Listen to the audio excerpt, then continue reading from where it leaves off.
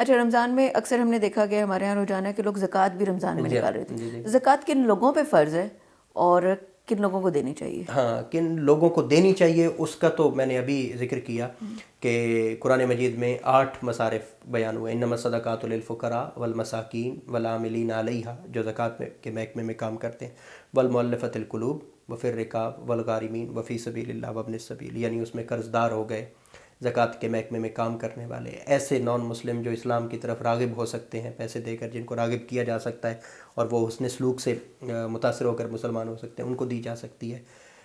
اسی طرح کسی بھی نیک، فی سبیل اللہ کا مصرف جو ہے کسی بھی نیک کام میں، مثلا راستہ بنوانے کے لیے، کوئی پانی کا اہتمام کرنے کے لیے، کوئی سایہ دار جگہ بنانے کے لیے، درخت لگانے کے لیے، کوئی بھی فی سبیل اللہ کا جو بھی مصارف ہیں ان میں دی جا سکتی ہے.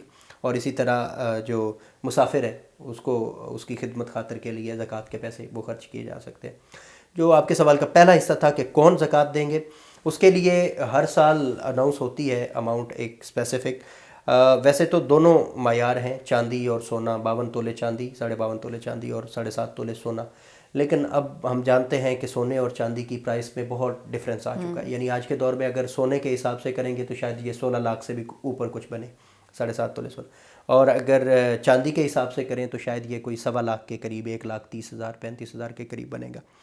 تو ایسا شخص جس کے پاس 52.5 تولے چاندی، ہم فرض کر لیتے ہیں کہ اس کی اماؤنٹ 1,35,000 بنتی ہو.